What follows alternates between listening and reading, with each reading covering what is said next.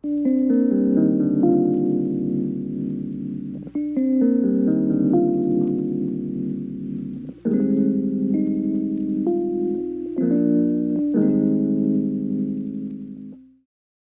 and welcome back to another artist profile. Today I have been graced with the wonderful and beautiful presence of acoustic singer-songwriter Toby Burton. How are you, Toby? I'm all right. Yeah, I'm good. It's nice to see another human face, which I think we all need that. Yeah, man. Pandemic is not fun at the minute. It's all right. It's fine. Getting through it perfectly fine. Yeah, I'm completely sane at this point. Like, I've just been gaming my days away. So to be fair, mate, it's the best way you can probably spend it. I mean, I know people that don't have like video game consoles and they're just like, yeah, I've just been staring at walls, to be honest. And I'm like, oh man. Yeah, fuck that. Zoom's been I genuinely wish I'd bought some like stocks in Zoom before this whole thing started. Like, I've never used it so much in my life. I have never used Zoom this much, even when I had uni. And then as soon as I started doing this, I'm like, when I'm constantly on it, so like, what the fuck? Yeah, like I've genuinely like not ever really used it, and until lockdown, and then literally everything, like pub quizzes have been on there, like talking to we use Discord a lot for talking to my friends and stuff, so I've been doing that a lot. But like chatting with family and writing and doing everything has just been on Zoom. So yeah, it's become the savior of the pandemic. Yeah, it's been nice in a way. Well, I mean, obviously speaking about gaming and stuff, as you've just said, my first question to you is, to people who don't know, who are watching this, is just tell us who you are, what you do, and what you're all about, really. Yeah, I mean, I always find it difficult to describe myself, but I would say that, you know, I'm 22. I'm an acoustic singer-songwriter. So you know, the stuff that I sort of write is sort of pretty chilled out, quite poppy. So you know, there's hooks in there, there's beats in there, and yeah, it's just songs about things that I've experienced, things that I've seen, conversations I've had, and just honest music, I would say. Honest music is a very good definition. Yeah. Obviously, like completely taking out like the fact that I've worked with you before and stuff from a listener's point of view. Obviously, listening to your stuff, that's the one thing that I always believe when listening to your music, is that it's very honest. It doesn't feel like you've sort of put on a front and you've had to try and make up a scenario which you can make a song about. It's all just genuine, and it is just you basically putting yourself out there. Yeah, I mean, that's what I sort of aim for with it, I think, is especially, and it's nice to see at gigs as well, because I think, I mean, it's always nice to see people like jumping around and singing along and stuff like that, but I find it really nice that, you know, if I've written a song that's really personal and then I play it at a concert and there's somebody in the crowd that's like just sort of stood there and like they're obviously taking it in, they're obviously listening to it, I think that's really nice because they're obviously getting it. Yeah. And I think that's really good for the stuff that I write. That's almost like an achievement to say, like, I've obviously communicated it well enough that you're understanding it as well. Yeah. Maybe not for the same reasons, but you know, someone's obviously having some sort of connection with it. Yeah, I mean, obviously, like I think it's all down to people's own interpretation, but I definitely think with being a performing artist, if you see someone that's like proper into it and you can see they're into it, it's such a heartwarming moment where you're like, fuck, yeah, you actually understand what I'm on about here. Yeah, it's the same. It's the same. Like when I go and watch gigs as well. Like there always seems to be that sort of, you know, couple of songs in the set or something that are just like you just get it. Mm-hmm. And I think that's, yeah, I mean that's what I try and achieve with it. It doesn't always work, but for the most part, I think it does. Like, I remember just for context, me and a bunch of friends went to go and see Toby at a open mic night, wasn't it? At the Whiskey Yes, it would have Jar? been, yeah. And Toby did, was it Fall Into You with someone who randomly came up and played violin? Yes, yeah, that was cool because Yeah, I'd sort of just got up there and it was I think it was the first time that I'd ever played the Whiskey Jar, and I think it was like the first sort of, I mean, I think I'd played one open mic night before that in Manchester opposite the Deaf Institute. But then I came and did the Was Whiskey that Jar, which I was... Bread Shed? Yeah, it was. It was no. Flower and Flagon? That's it. Yeah, sorry, it's right next to Bread Shed. Yeah, sorry. And I came and I got told that the Whiskey Jar was like the best open mic night in Manchester, and it is. I've done it. It is. But you know, I had this sort of like impression of what it was going to be like, and then I got up there. I was nervous because I was like, there was quite a lot of people there for an open mic. I was quite surprised. Man. I mean, it's a very small venue anyway, but like it was packed. Yeah, it was busy. And then I was nervous, and then I was literally just about to like play the song, and the guy who was running the open mic night was like, "Oh yeah, like the woman that sat in the front row, she's like really enjoying your set. She's an amazing violinist, and she can play literally anything." So she like came up and she was like, "Right, what chords are it?" And I sort of showed it her, and she played along to it better than I could have probably played it myself on anything. It was insane because I remember like so many people asked you questions about whether that was rehearsed.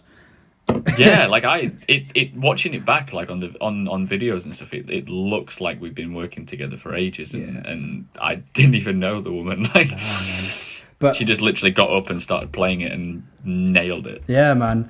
But that was the point. Like, obviously, a lot of people throughout that set had been gripped so much by obviously what you was trying to portray and get across to the point where someone was like, you know what, I'd love to come up and play this with you, because they obviously connected and enjoyed with it so much. And I think with the addition of her, obviously your music is good as, like, obviously with just you, but I think with that addition of someone putting that extra emphasis and them basically relating to what you was doing, it just pushed out this like massive wave of like, holy shit, man.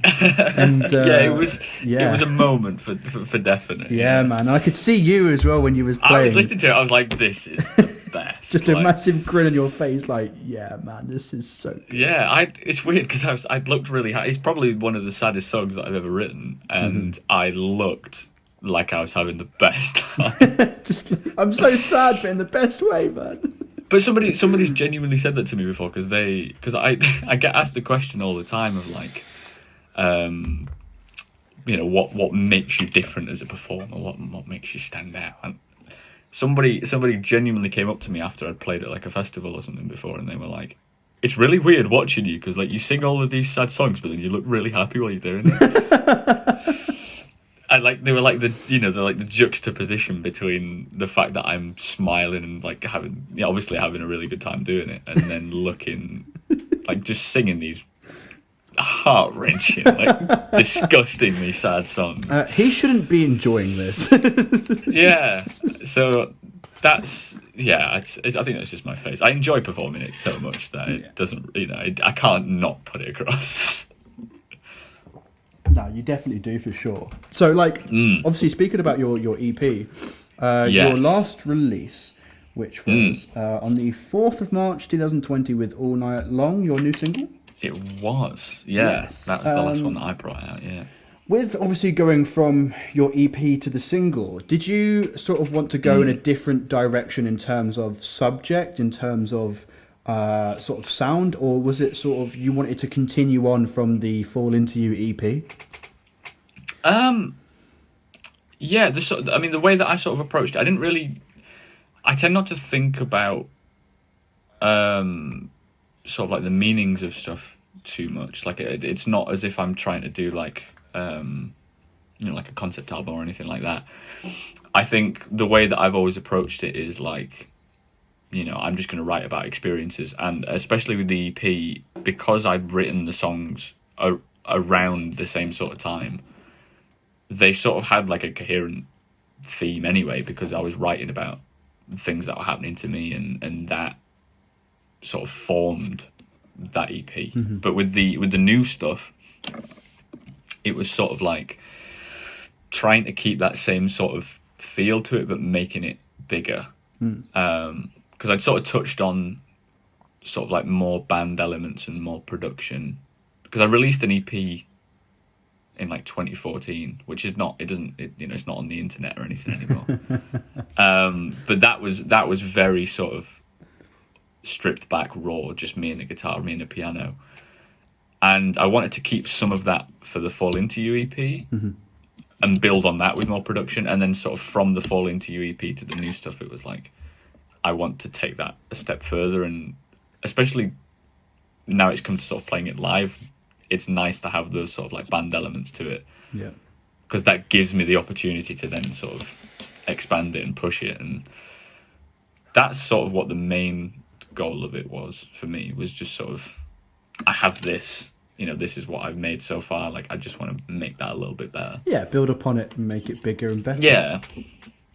That's definitely something I got from listening to it, because I had no idea what to expect when listening to it, because obviously like I absolutely love the EP. So when you brought out something new, I was like, oh shit, I'm nervous. Yeah. Not in a bad way, but like I was just sort of. Like, I was nervous. I was like, I don't know, because people enjoyed the EP. I was like, I don't know whether people are going to enjoy this. Like, I feel like it's a step up, but like. Yeah, I definitely think so. Like it still had that signature Toby Burton sound, but was just more layered and more grounded than I think what the previous. Not to say the other stuff was obviously not, but it just feels like you was like. It's just a step up, isn't it? Yeah, you was there, and then you sort of like you've gone up one, but still kept that sort of genuine part of it to you.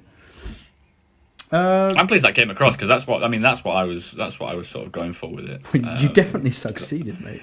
I didn't want to lose that sort of like, sort of, because even at uni, like I can remember writing a song for an assignment, and like one of my course mates was like, that is like such a you thing to write, like that sounds like something that you would write, and I thought that was a really cool thing, because it's like, obviously if somebody's saying that, I've obviously developed enough of sort of like a little style sort of thing. Yeah. It's just really sad. That's basically what the style is.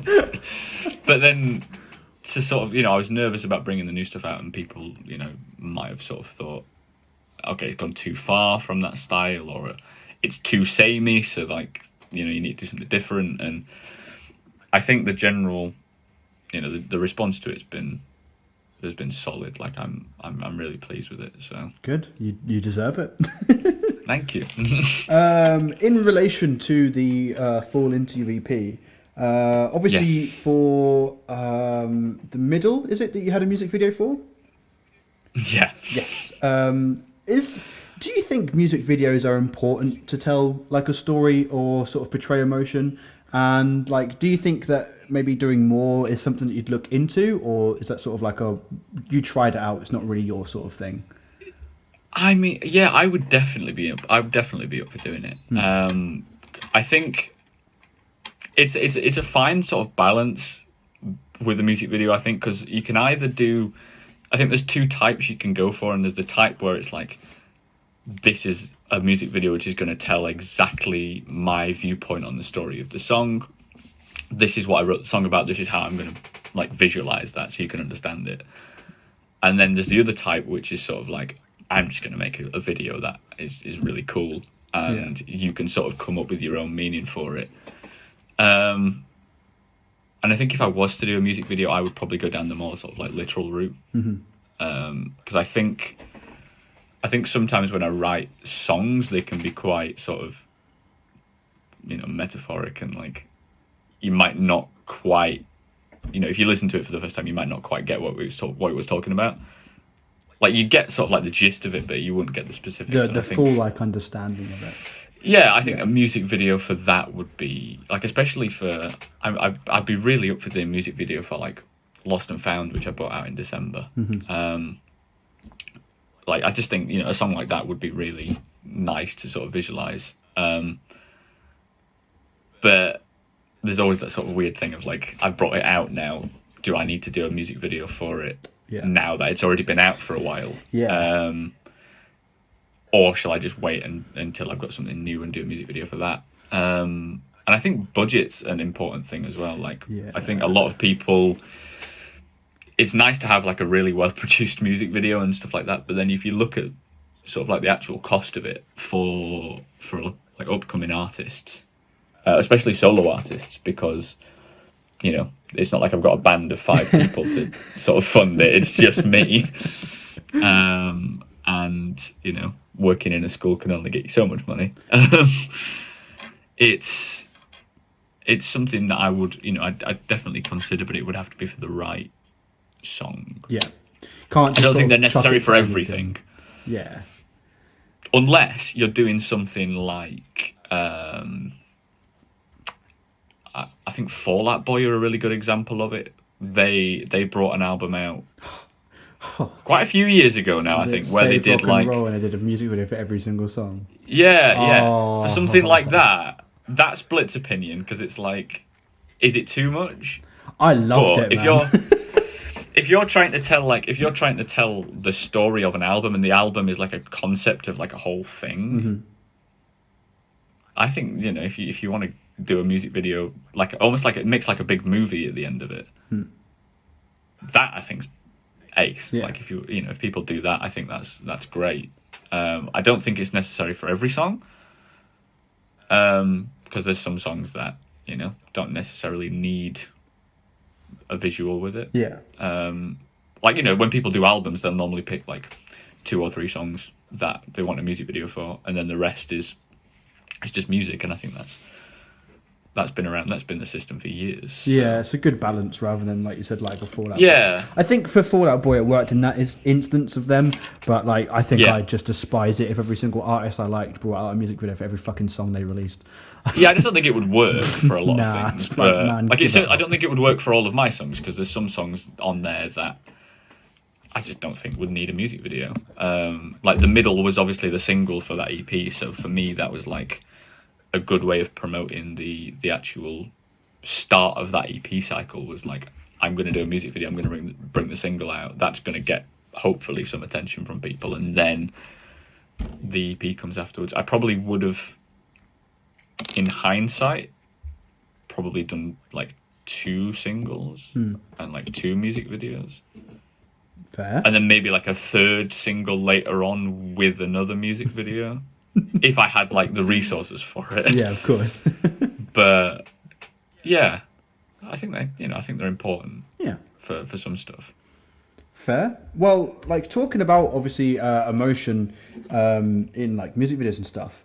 One thing I've always wanted to ask you is, obviously in your songs that are actually like recorded and put out in studios and stuff, Yes. manage to portray emotion really, really fucking well. Like I can listen to them and get what you're going for, what you're trying to get across. Do you find it harder or easier to portray the same emotion when you're playing live? Way easier. Easier? Like, way easier. I find it so difficult in the studio, and there's like an example of it. Was there's a song on that EP called Satellite, Banger. which I did. I did I did it way before the EP. It was the first song that I wrote from it, and I did a songwrite like a songwriters competition in 2017, I think, and it was like a young performers thing, and I played that song in the final of it and won the tournament. It's like a gladiators battle. The final of the competition, and played that song and ended up winning it, which was amazing. And then, you know, the guy who was doing the sound for it, because the prize for winning it was like a festival slot and like some recording time. Ooh, nice. And the guy who was doing the sound was also the guy who owned the studio that was going to do the recording. And he sort of spoke to me afterwards, and he was like we all had goosebumps. We were tearing up, like we were really emotional listening to it. You know, I can't wait to record it, sort of thing, which was great.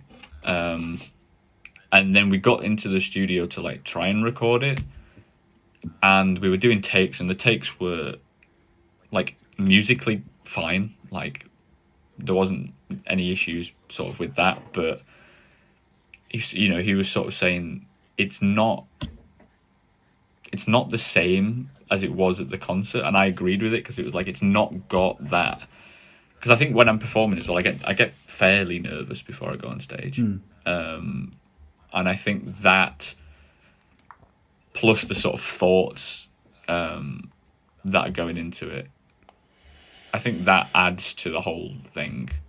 Whereas in a studio, I think it can be, certainly for me, I tend to get bogged down quite a lot in sort of, you know, I'm trying to get the pitch right, I'm trying to get this line delivered right, I'm trying to get, you know, it sounding like a studio version. And I think that sometimes can sort of take you out of that, especially with like an emotional song. I think it sort of takes it out of that feeling that you've got. Yeah. So I think for me, I always say that I play better live than I do in the studio, and I think that's good. Because people are going to listen to the studio recordings and then come to if they come to a concert, then it's even better. If I was shit, then it was like it's not going to be, that's not going to be good for people. But thankfully, I think it's the other way around. You sold out, man. This is nothing like the EP. What the fuck? Yeah, that's always a danger, I think, for people. But hopefully, especially I think for a lot of singer-songwriters, though, I think we write the songs acoustically. So I think that translates quite well to live anyway, naturally. Yeah, there's a video, like, obviously if I have your permission, if you could send it to me, I'd like to play it. But there is a video of you playing live in Huddersfield in the parish. Yes. You know exactly which video I'm on about, don't you? Maybe. There's a couple. Whoa, oh. Yeah. And then the I'm with you. audience just sing it back to you, man. Yeah. And like, that was crazy. Yeah, it's insane. Like, if you're okay with it, I'd like to play that in this part here. But you'll have to give my credit to give credit to my dad because he was the one that filmed it. Oh, okay, yeah, I'll give a massive credit. Shout out to Toby's dad. But yeah, I watched that video. Nuts. And I just looking at your face, you didn't know where to look. It's just, I don't know, I could be wrong, but obviously it just seemed like such a moment. You were like, holy shit, man. Yeah, well, I mean, obviously, you plan these things. Like, I don't think anyone does it off the cuff, but like, I'd sort of said before the gig, I was like, there's a part in that song where I could get the crowd involved if it's if the gig's going well, and the crowd is responding to it, I'll try and get them to sing along to it. Yeah. And what you can't see, because there is a video, like the full song, and at the start I'm sort of doing the explaining where it's like, okay, like I'm going to play the song and then you do this bit, and then when it gets to this bit I want you to sing along. But I was sort of up there and I was thinking, like, I don't know whether this is going to work or not. Like, I don't know whether people are going to respond. And if they do respond, it might be a bit half-assed. There might be like a couple of people that are like, my mum at the back just like caning it. But yeah, I sort of did that part and got the repeating, and people were sort of doing it, and then got to that part of the song and I was like, I'm just going to do it. And pretty much everyone in there was joining in, and you can sort of see, like, obviously you can see on the video I'm just sort of like, jeez. I didn't really. I had to carry on doing the song, which was quite. I was trying to keep going whilst being like, wow, okay, that's pretty good. Yeah, man. It looked absolutely. Wait, hang on a sec. Sorry, I'll cut this out. I need to pull my trousers up. Sorry. It's all right. Sorry, my bad. Right, anyway, I'll answer your question again. I'll start again. Yeah, no, it looked like such a, what's the word, divine moment where obviously I don't know, like, I could be looking into this way too much, but it just seemed like obviously you'd worked so hard on this EP, you finally got the EP out, you was playing your gig, you had your band with you and everything, and then it just seemed like everyone just collectively came together and just pushed all of the love that you'd given the EP back at you.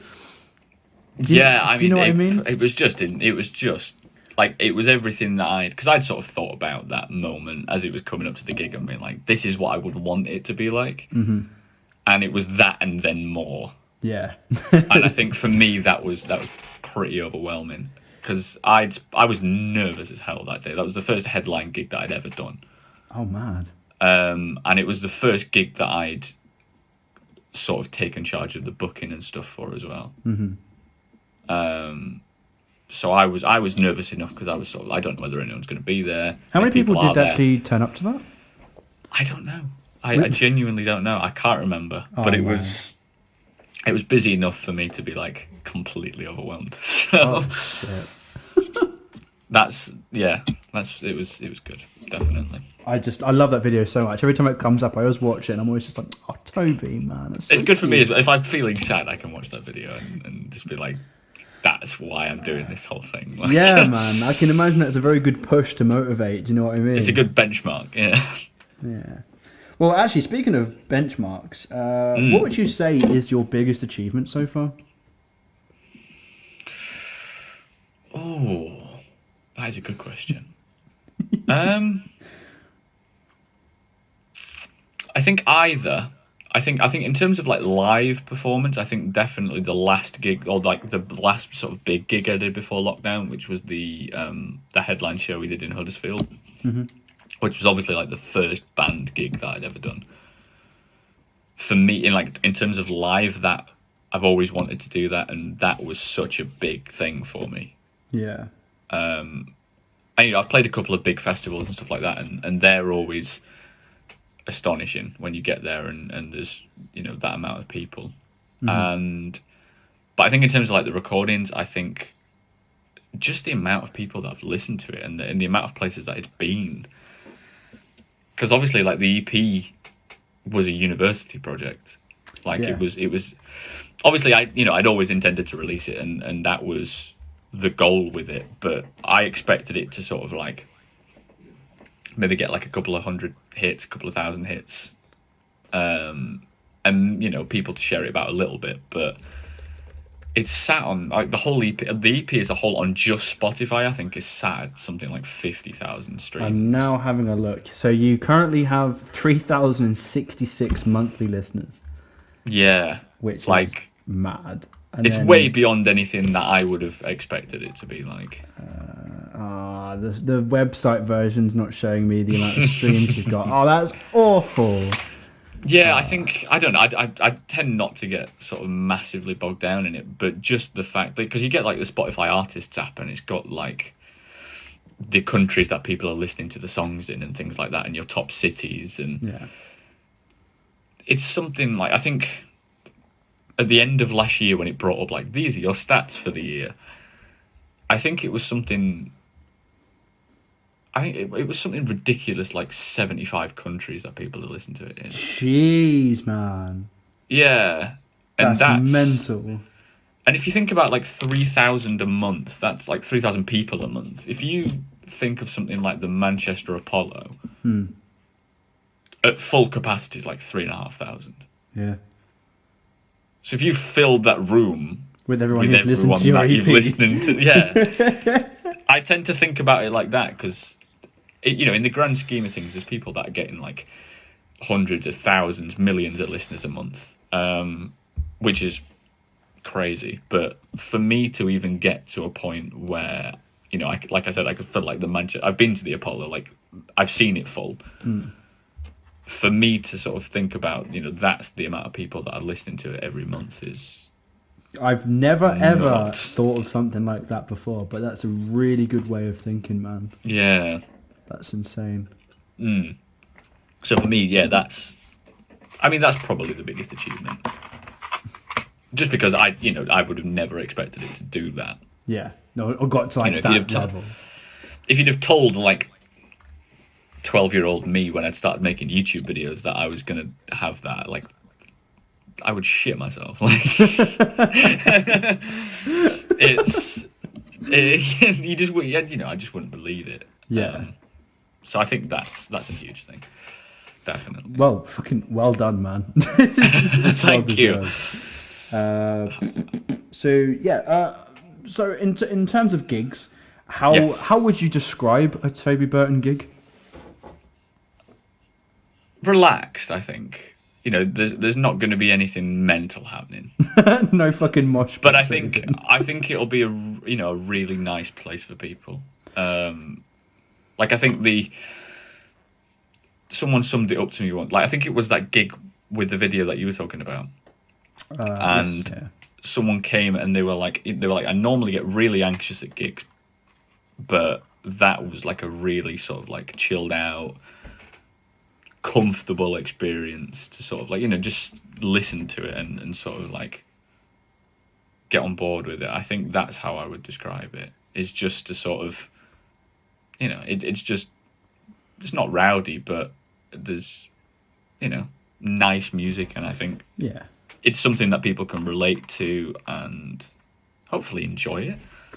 Yeah, I think it's enjoyable. I would hope so. When you played, we did for context, we did a gig called Time to Talk. We did a second one. We got Toby to come and do a headliner. When that Toby, was a great show. Yeah, that was. Can you believe that was like so many months ago?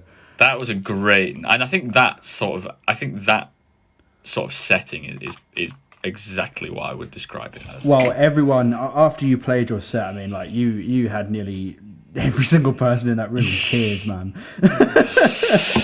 Yeah, I always feel slightly uncomfortable with that because hopefully people are not actually upset, and it's just like an outpouring of like Emotion. nice emotion, rather than like get this off already.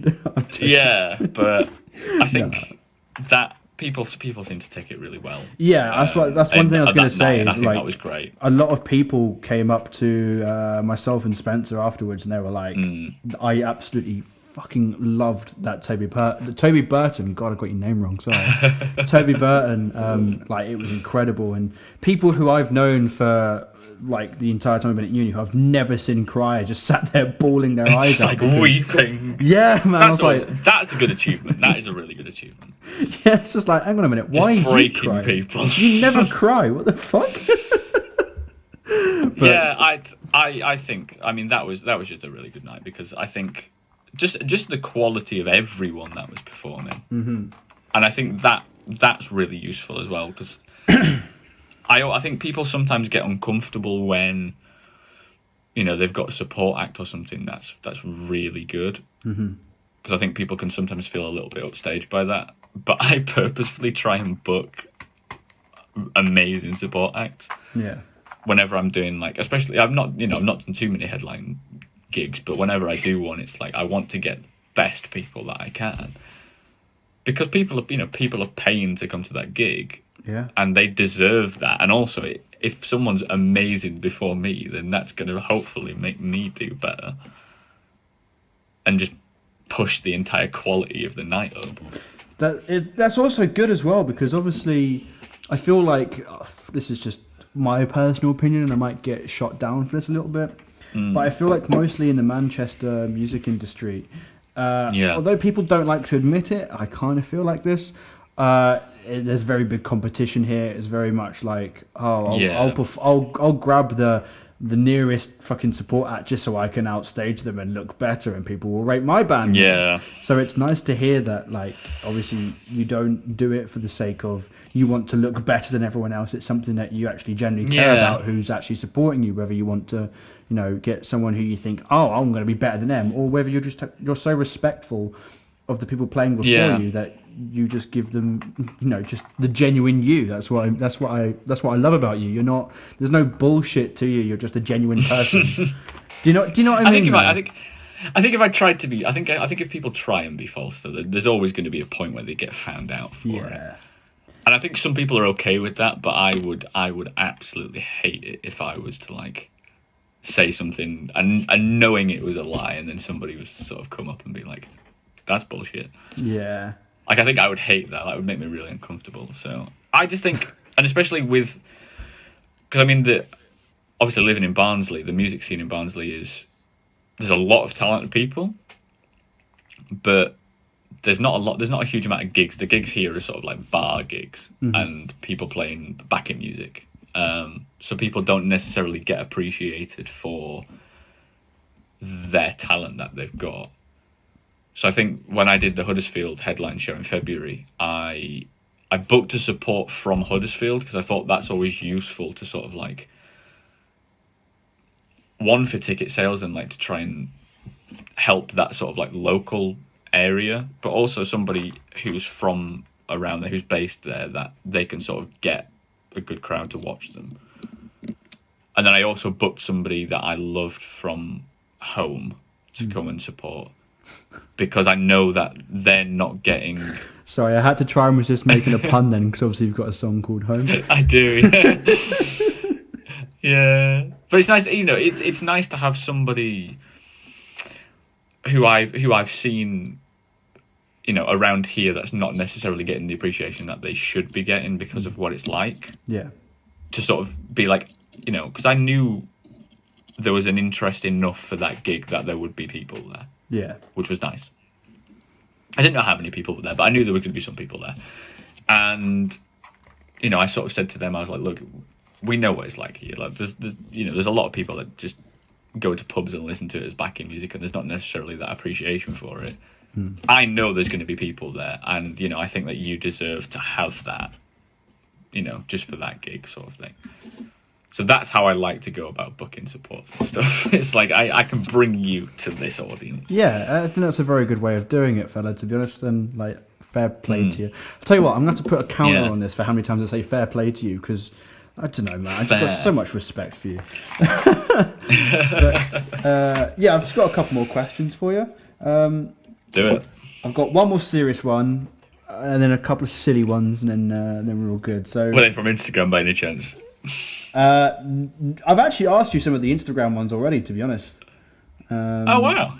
Yeah, some actual serious questions from Instagram. Yeah, man. It's not just would you rather like kiss a dog or have sex with a cat? Like, I don't know if you saw. I did a Q&A and asked people to ask me questions, and I meant like serious questions. You were the only person who asked me a serious question. I thought I thought you might as well take it seriously. I could have asked a million stupid questions, but like the only question I got, oh my god, my voice. The only one I got asked seriously was by you, and it was about like who would I love to review and interview, and the rest of them were just like, would you rather like suck yourself off? Would you rather? I'm just like, oh my god, I don't want this. I want serious stuff. So it was actually quite nice to get serious questions. I'm trying to be a serious YouTuber. Who would you rather bum, Shrek or Donkey? I'm like, go away, man. Nice. Don't know where I was going with that, You've lost the plot. Yeah, man, pretty much. So I'll sort of put this into two mini sections. But is there any future releases that we should look forward to? And where do you think you see yourself in 5 years' time? Oh, that's good. As for the releases, there's nothing set in stone at the minute. Okay. Things are being written, and when they're at a sort of level that I would want people to listen to them, they will come out, and hopefully people will look forward to that. But I tend to just, and I think it's strange with the whole sort of like honest music type thing, because I can't necessarily force myself to do it. It's sort of like, I'll write songs when something happens, and then it might be a crap song, it might be really good. So I just tend to, I know what sort of plans I've got for releases. Just trying to, sort of let that happen when it does. Yeah. So it's more natural rather than just forcing it out for the sake of it. Yeah. I think obviously, sometimes it's nice to sort of just write and see what happens. But I think the best songs that I've written are the songs that I've just sort of, something's happened and I've been like, this is my thoughts on it. Or as for 5 years, I would absolutely love, and I've always said this, like the goal that I've got, and I always sort of set little ones. So the first one that I ever had was like, I want to get this many subscribers on YouTube, and then it was like, I want to play a concert, like a gig, and then after that it was like, I want to play this specific venue, and I can remember it being the Plug in Sheffield was the venue. Oh man! And I played it, which was great. And then the next one after that was, I want to play the O2 Academy in Sheffield, and then I played the Academy in Sheffield. And the next one was like, I want to do a headline gig, and then did the headline, and then a band headline, which I've done. And then I've always said the sort of pinnacle for me is to do like a headline tour. Not a big one. I've always, like the Deaf Institute in Manchester, I've always wanted to play there. Oh my god, it's such a nice venue, man. I've always wanted to play the Deaf Institute, and that would be, that sort of size for a headline tour, I think would be like the peak. Mm-hmm. Anything above that, I think, is luxury. Like anything above that is like, that's insane. But I think that's where I would love to get to, is to doing like a tour of that sort of size. Yeah. Even if it was like a support tour, like a headline tour is the absolute goal. But yeah. But even just sort of going on tour and doing it yourself anyway. Yeah, like if I could just get on like a support slot for a tour, that sort of size. Insane. Like that's my goal for that's sort of like the next step. Nice. I think is that's what I would love to do. Well, I'm going to have to do another one of these with you in 5 years to find out if that's happened. Yeah, or sooner if it's happened sooner. Oh, yeah. Just in 5 years' time, I'll have to contact your agent so I can get through to you. We'll have to see. Yeah, I've just got a couple of silly questions for you now. I'll say Silly questions are good. Some of them are silly, some of them aren't. If Go you for it. could collaborate with one artist, who would it be? Like famous or not famous? Passenger. Oh man, Or Paolo Nutini. But I don't know where he is at the minute. fair. He's like hidden away somewhere in Scotland. Writing songs for your next EP. Yeah, either of those two I think would be an absolute dream. Nice. If you had to do... Oh, okay. If you had to do, for the rest of your life, if you had to only play songs from your EP, Fall Into You, or any other song, what would you rather do? So, like, for the rest of time, you can only play the 4-5 tracks that are on Fall Into You, or you can play any other song, but you can never play them. Oh, I think any other song. Really? But they're so... Yeah, because so I think, yeah, but you just get sick of it, wouldn't you? Like, like you see, like I think if I carried on doing that, and if I could only play the songs off that EP, I would end up playing those songs with the same absolute burning hatred that Brendan Urie. That you know when Brendan Urie does "I Write Sins Not Tragedies." Yeah. That same sort of just horrible hatred. But he's obviously got to play it because everybody wants to hear that song. I feel like that's how Rick Astley feels a lot as well. Oh my god, yeah. It's just like, oh, It's like they that want this one bloody song again. Yeah, to be fair, my parents went to see him. They were telling me this story. They went to see him. I think he was supporting like Take That or something, like a couple of years ago. Oh man. And apparently he did like a really good like 45-minute set as a support, really good. But everyone was pretty much dead until the last song. Just to hear him do it. And everyone was like, I really like that song. And he I feel like he would absolutely hate it. I would hate to be known for just that one thing. He just comes off stage and he's just like, I just really want to give it up now. Oh. He's never going to do that. No, he's never going to give it up. But yeah, I think I'd rather not play that and play any other song going because I'd just get really bored of it. That's fair. Yeah, I get that. And I think I think no one would come to watch me after a while because they'd be like, oh, he's doing that again. Oh, yay, the same 4 songs again.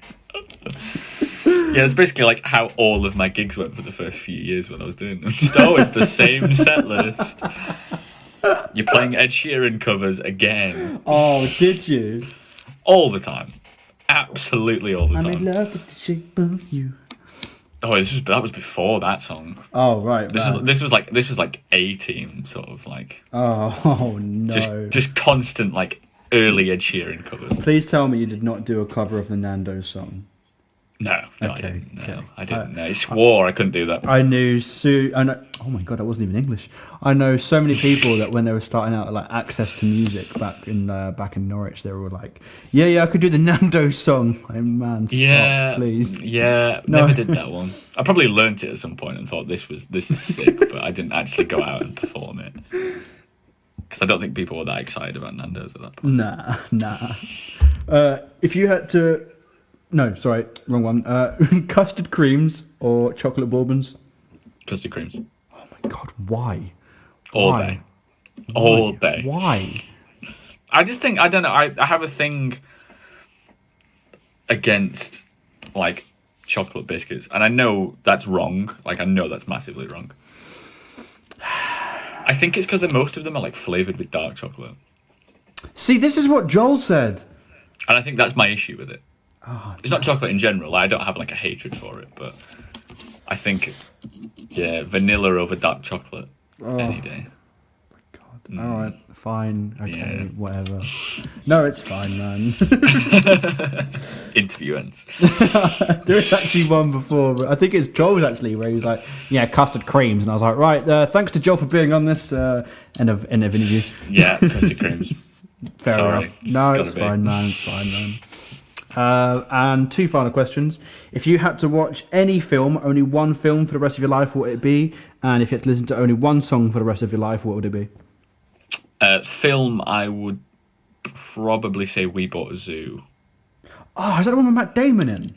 Yeah, Matt Damon and Scarlett Johansson. Yeah, man. I've never And seen it's that. about a zoo, and I think it's brilliant. It's not going to win any awards or anything like that, but for some reason I watched it like as like a teenager or whatever, and it just like stuck with me as my favorite film. So that one. Fair. And for song, probably "Runaway" by Matt Corby. I can't say I've heard that, to be honest. If you've not, I will send it you after we've finished. Okay. And there's only a live version of it, and I sincerely hope that he never does a studio version of it, Okay. because it's just like it's every time I listen to it, it's like I'll just be sat there like, it's just, this is amazing. And yeah, it's just one of those songs that I think if you were to do it as like a studio version, it would lose the essence that it's got. Yeah. But I would happily listen to that on repeat forever, I think. Like, that could narrate my life, and I'd be quite happy about it. Fair do. Yeah, that's definitely that one. Nice. Well, I'll obviously, like you said, when we finished, have to send it over to me so I can give it a gander. I definitely recommend it. But yeah, basically, I just want to finish this up by saying, obviously, just a massive thank you to you, Toby, for being here and having a conversation with me today. Also, just a massive thank you to you, to whoever's watching, to you, Toby. And to you. Yeah, no worries, man. I'll make sure to start that again. I'll make sure to link all of his socials down below, including his Apple Music, his Spotify, his Facebook, his Instagram.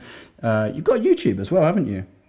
Yeah, well, I've actually, the easiest way that I found to find it is I've actually made a website. I've sort of pulled my finger out and made one. Which is actually, the link in my bio is set to that. Which has got links to all my music and some nice photos and all my social media. Okay. And all of that stuff. All right. Well, so that's like, I've made that like a home page for it all, Okay. which is useful apparently. Well, Someone told me it was. I mean, it makes it easy for me as well, because it means I can link that. Just one link. It's got everything on it, as far as I'm aware. Nice, man. So. Well, I'll ensure to link that down below. But yeah, thank you once again, Toby, and thank you you very again for much. watching. And yeah, have a good day.